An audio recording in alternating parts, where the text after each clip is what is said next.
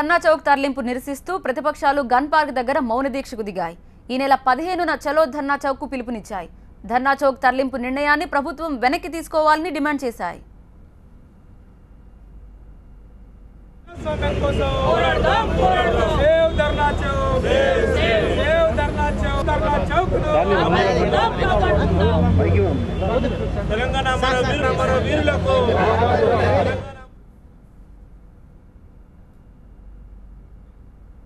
Gun park దగ్గర నిర్వహించిన మౌన దీక్షలో PCC chief Uttam Kumar Reddy, TDP నేత రమణ, సిపిఎం నేత తమ్మినేని వీరభద్రం, జేఏసీ చైర్మన్ కోదండరాంతో పాటు పలువురు పార్టీల నేతలు పాల్గొన్నారు. ఇందిరా పార్క్ దగ్గర ధర్నా చౌక్ ఉండే వరకు పోరాడతామన్నాయి ప్రతిపక్షాలు. పేదల గొంతుకు వినిపించేందుకు ధర్నా చౌక్ ఇక్కడే అవసరమన్నారు ప్రతిపక్ష నేతలు. అన్ని వర్గాలు తీవ్ర అసంతృప్తితో ఉన్నాయి. రైతులు కానీ, రైతు కూలీలు కానీ, మహిళలు కానీ, దళితులు కానీ, గిరిజనులు, విద్యార్థులు, నిరుద్యోగ యువత, అన్ని సమాజంలో అన్ని వర్గాలు ఈ టీఆర్ఎస్ ప్రభుత్వంపై తీవ్ర అసంతృప్తితో ఉన్నారు.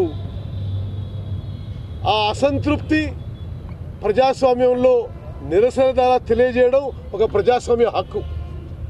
అన్ని పక్షాలు, అన్ని ప్రజా సంఘాలు కోరిన మరి ఈరోజు ధర్నా చౌక్ దగ్గర నిరసన తెలియజేయడానికి అనుమతి ఇవ్వకపోవడం కేసీఆర్ గారి నియంతృత్వ ధోరణి, మరి అప్రజాస్వామ్య ధోరణి అని చెప్పి అది తీవ్రంగా ఖండిస్తుందని చెప్పి మనం చేస్తున్నాం.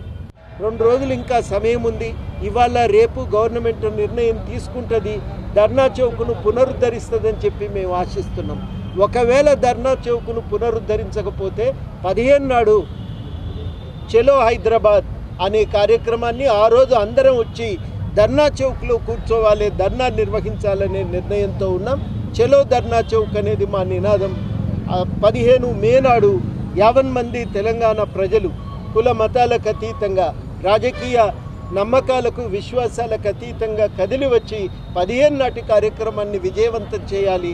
ధర్నా చౌక్ పరిరక్షణకు, మరో రూపంలో చెప్పాలంటే రాజ్యాంగ పరిరక్షణకు, ప్రజాస్వామ్య పరిరక్షణకు కదిలి రావాలని ఈ సందర్భంగా విజ్ఞప్తి చేసినాం.